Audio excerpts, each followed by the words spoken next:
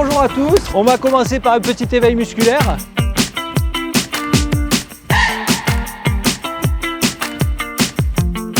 Les ateliers se tiennent à l'extérieur, juste derrière le hangar. Et il y a un atelier qui se tiendra à l'intérieur.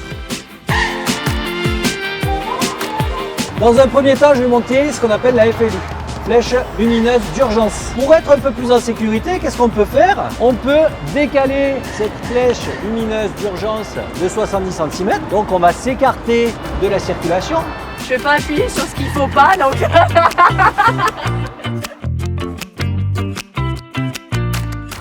Je vais le basculer comme ça.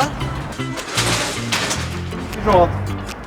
Ça évite de se baisser et de se faire mal au dos. On découvre parce qu'on les voit sans arrêt, on en entend parler, mais voir vraiment les difficultés en manipulant, en touchant, c'est génial. Donc le premier panneau, c'est un panneau AK. On confirme certaines choses qu'on pense savoir, voilà, on les approfondit, c'est très intéressant. Pour un chantier, tous les 200 mètres. Ce qui est sympa de voir, c'est ce qu'ils manipulent. C'est pas rien, hein, ils ont pas mal de choses à faire pour arriver. Et là, nous, on le voit à l'arrêt. Eux, ils le font en mouvement et pour aller sécuriser les voies et les clients, c'est très intéressant en tout cas.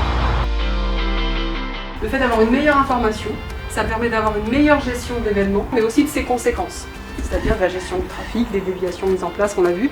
Plus vite on a l'information, plus on peut adapter nos panneaux sur l'autoroute, plus on peut adapter la déviation mise en place, plus on peut adapter l'intervenant qui doit venir sur place. Voilà, tout ça c'est très important.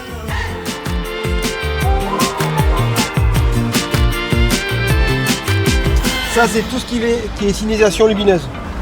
Donc là tous les scénarios. Et ça c'est tous les messages que je vais pouvoir afficher derrière mon fourgon.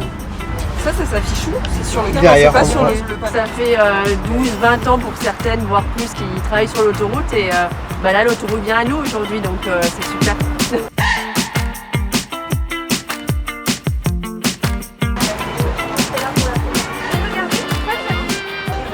Oh, c'est bien.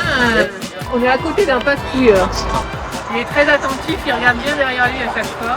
À votre avis, dans 3 cas sur 4, quel type d'intervention est concerné par le heurt de fourgon?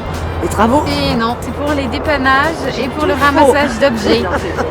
On a essayé de diversifier les ateliers et surtout de favoriser les échanges parce que finalement, il n'y a que ça de vrai, c'est quand on se parle qu'on se connaît le mieux. C'est bien de voir ce qui se passe en vrai, la vraie vie. C'est un moment de convivialité, on a pu tous partager, on a pu rencontrer des personnes d'autres services. Ces messieurs nous ont montré leur vrai métier et c'était très intéressant. Si je vois tous vos sourires, moi c'est ce qui me plaît. Je vous remercie pour votre participation active. Merci.